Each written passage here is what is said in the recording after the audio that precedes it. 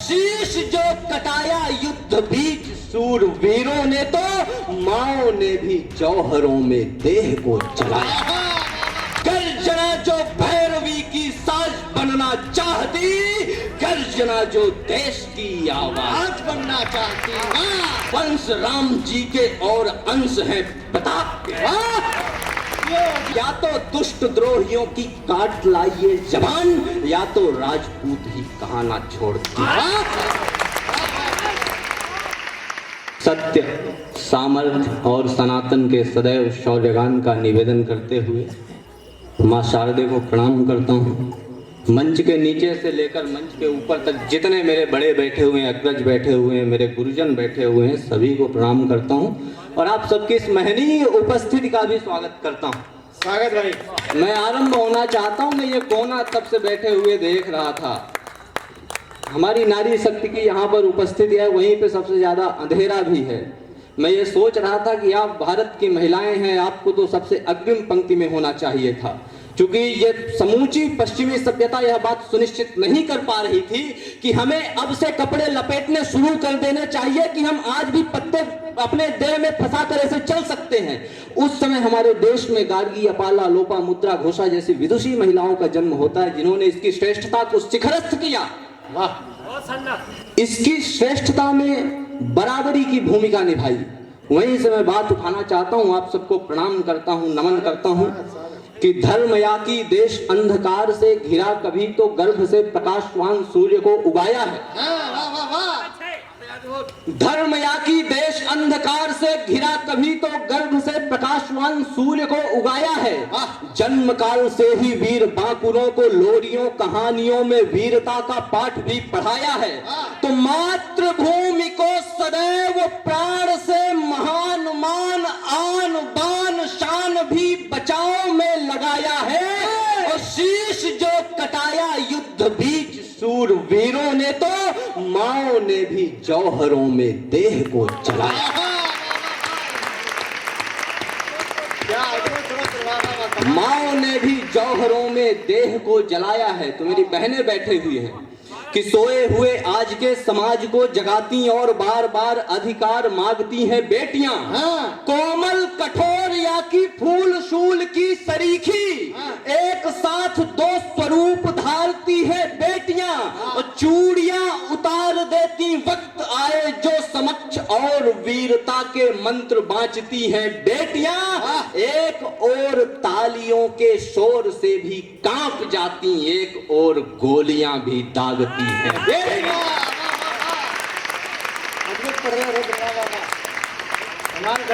एक और गोलियां भी दागती हैं बेटियां। तो अब आरंभ होता हूं कि ओज की आवाज में यह सर्जना का स्वर, कौन है जो सुन सके इस गर्जना का स्वर। गर्जना जो क्रांति का उद्घोष करती है, युद्ध खातिर इन नसों में जोश भरती है। जोश जो तूफान से बाहें मिलाता है, जोश वह जो बिजलियों के गीत गाता है। बिजलियां वो कौंध जाती क्रोध जो बनकर, खंडहर करती बुराई का समूचा घर। घर बने जो सिर्फ अत्याचार के दम पर, घर बने जो झूठ भ्रष्टाचार के दम पर, और अत्याचार जो है दीन दुखियों पर। जो उठे इनके लिए मिलता नहीं है स्वर। स्वर वही हर शब्द जिसका चीर दे अंबर। स्वर वही हुंकारता जो गर्जना बनकर, गर्जना जो भैरवी की साज बनना चाहती, गर्जना जो देश की आवाज बनना चाहती। कमाल कर दिया। वाह! गर्जना जो देश की आवाज बनना चाहती, तो वही देश जो ज्ञान और ध्यान का है, वही देश जो शस्त्र संधान का है, वही देश जो ज्ञान और ध्यान का है, वही देश जो शस्त्र संधान का है। कहानी जहाँ की है सबसे पुरानी, पुराणों में वेदों में मिलती निशानी। जहाँ सभ्यता आई थी सबसे पहले, जहाँ भव्यता आई थी सबसे पहले, जहाँ गुरुकुलों में वही ज्ञान गंगा नहीं विश्व था जानता, जबकि अंगा जहाँ लाख मंदिर अभी भी खड़े हैं, समय से पुराने समय से बड़े हैं। सनातन उदय जिस जगह पर हुआ है, जहां पर अमर कृष्ण का स्वर हुआ है, जहां पर सुनो कुछ दिनों का अंधेरा हुआ था मगर फिर हुआ है सवेरा। पुनः नाम अपना जो करने लगा है, शिखर पर जो फिर पांव धरने लगा है, उसी देश की दिव्यता गुन रहा हूं, विजय विश्व गुरु की पुनः चुन रहा हूं, मैं हर भाव को भारती कर रहा हूं, सुनो देश की आरती कर रहा हूं, सुनो देश की आरती कर रहा हूं। अब मुझे लग रहा है कि आप लोग जुड़ रहे हैं। मैं बहुत सीमित समय के लिए रहूंगा यहाँ पर। मेरे पीछे बहुत लंबी भूमिका है, मैं उसकी अगुवाई में खड़ा हूँ और जिसको स्वागत में खड़े होना चाहिए बहुत ज्यादा समय नहीं लेना चाहिए। निवेदन करता हूँ, कुछ पंक्तियां आप लोग अब जुड़ चुके हैं। एक विषय, गंभीर विषय मैं मानता हूँ इसको, और आप लोगों के समक्ष रखना चाहता हूँ। मेरा ये सौभाग्य बहुत ज्यादा नहीं रहा कि मैं अपने जमीन में जाऊं, अपनी मिट्टी में जाऊं, उसकी खुशबू को महसूस करूं, और मैं यहाँ आया, मैं यहाँ भी वही चीज देख रहा हूं। बहुत ईमानदारी से बता रहा हूं कि आप लोगों को हो सकता है अपने गांव घर की याद आती हो, लेकिन आप लोग भी बहुत ज्यादा जुड़े नहीं रह पाए अपने घर से, अपने गाँव से।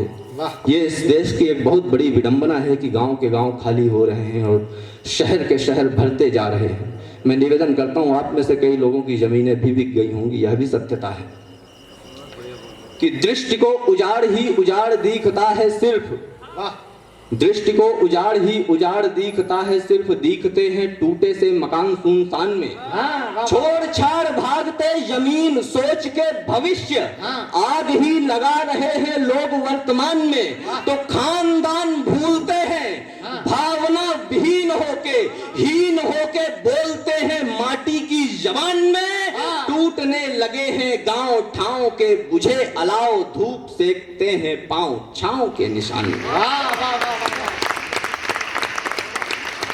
तो भाव जो जमीन से जुड़ाव का रहा सदैव छोड़ ही दिया है वो कहीं किसी जहान में।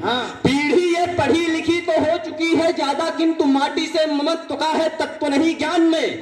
तो थाल में सजा सजाया अन्न फाक लेती, सिर्फ झांकने ना जाती कभी खेत खलिहान में। और देश में विशेष एक ऐसी भी प्रजाति है जो फर्क जानती ही नहीं गेहूं और धान में, फर्क जानती ही नहीं गेहूं और धान में। और इन पंक्तियों पर अब तालियां चाहता हूं। फर्क जानती ही नहीं गेहूं और धान में, बड़े लोग बैठे हैं मंच पर कि फर्क जानती ही नहीं गेहूं और धान में, तो गेहूं और धान जानती नहीं है जो प्रजाति अन्न के महत्व को कभी न जान पाएगी।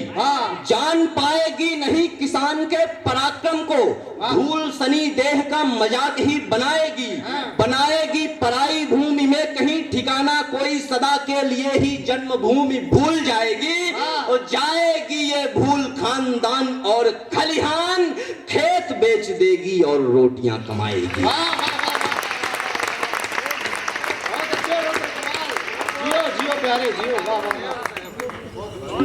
खेत बेच देगी और रोटियां कमाएगी। कविता हो रही है, वाह।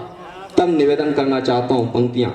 यहाँ पर आप लोग बैठे हैं, मुझे पता है ज्यादातर लोग आप कहीं ना कहीं किसान परिवारों से आते होंगे। मैंने जो देखा वो पंक्तियां रखना चाहता हूं।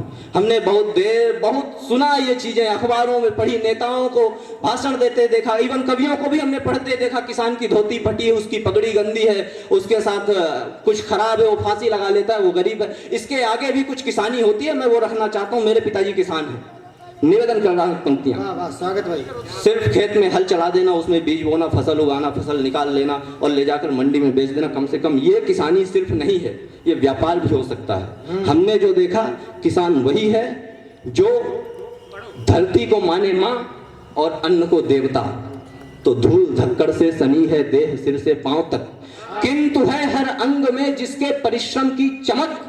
अन्न उपजाना नहीं बस कर्म है जिसके लिए, कर्म से बढ़कर सदा यह धर्म है जिसके लिए। अर्थ का साधन नहीं है, सत्य का यह शोध है, तत्व का चिंतन यही है, आत्मा का बोध है। बीज का हर अंकुरण जिसके लिए भगवान है, लहलहाती हर फसल में कृष्ण की मुस्कान है। खेत मंदिर है जिसे खेती किसानी वंदना है, हल चलाना साधना है, ईश्वर ईश्वर की अर्चना है। देवता हर एक कंकर है जिसे वह पूजता है, और माटी भस्म है तन पर जिसे वह लेपता है। हर फसल का रूप जिसको रूप लगता धर्म का, फूल सरसों का कमल मोती लगे जिसको चना, तोड़ गेहूं का जिसे प्रतिरूप बंसी का लगे, धान की बाली तो जैसे वैष्णव टीका लगे, बाजरे का पात जिसको पंख लगता मोर का, ज्वार का दाना की जैसे पांव में घुंघरू सजा, और बारिश धूप गर्मी शीत लीलाएं सभी देखता है जो किसानी में सतत छवि कृष्ण की। इस तरह होकर मगन मन खेत में हल हाँकना है विधाता की सुनो सबसे बड़ी आराधना। त्याग करके काम दूजा इसलिए सबसे प्रथम कर रही है अन्नदाता को नमन मेरी। कमाल कर दिया।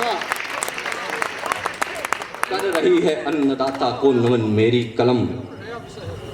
तो सूर्य में प्रचंड ताप आपको मिलेगा, किंतु ताप से ही सूर्य को प्रकाशवान पाओगे। चंद्रमा है शीतल तभी तो चांदनी में सिर्फ आप पराधीनता का ही निशान पाओगे। तो सुख में सदैव स्वप्न जैसी जिंदगी जियोगे, दुख में ही धैर्य की परिधि जान पाओगे, और व्यंजनों में स्वाद भांति भांति के मिलेंगे, किंतु घास वाली रोटी में ही स्वाभिमान पाओगे। घास वाली रोटी में ही स्वाभिमान पाओगे। 2 छंद और एक कविता और मेरा स्थान। स्वागत भाई। निवेदन करना चाहता हूँ, भाई महेश ने जहाँ से आरंभ किया मैं वहाँ से समापन करना चाहता हूँ। स्वागत भाई। भाई ने कहा कि संसद में न जाने क्या क्या चीजें खड़े होकर बोली गई, एक जाति। मैं इस बात पर नहीं आना चाहता। मैं मंचों पर खड़ा होता हूं तो मैं ये भी कहता हूं कि आज की सदी की यही त्रासदी है देश में कि आदमी से आदमी की जात पूछी जा रही। लेकिन कई बार ये बातें हमें कहनी पड़ती है जब जातीय गर्व की भी बात आती है। तो संसद में खड़े होकर कुछ भी कह देंगे। एक जाति जो अपना समूचा अस्तित्व मिटा दिया, जिसने सबसे आगे अपनी गर्दनों का मोल लगाया ताकि ये देश सुरक्षित रहे, वहां पर आप खड़े होकर कुछ भी कहते हैं। कभी कहेंगे ठाकुर का कुआं, कभी कह देंगे कि राणा सांगा गद्दार थे। निवेदन करना चाहता हूं पंक्ति, एक परिभाषा देना चाहता हूं कि स्वाभिमान और प्राणदान की कहानियों में आप नायकों की भूमिका में जिन्हें जानते, आज भी परंपरा के पांव को पखारते, जो धर्म और देश के ही नाम सिर्फ जापते, तो बोलती भवानी माई शस्त्र में सवार होके, शत्रु आता सामने तो आता कांप कांप के, और राजपूत भारतीय सपूत दूत काल के हैं, वंश राम जी के और अंश हैं प्रताप के। जियो प्यारे जियो, वाह वाह वाह, कमाल रद्र कमाल, जियो जियो जियो, वाह वाह वाह। जय भवानी, जय भवानी। बस निवेदन करता हूं पंक्ति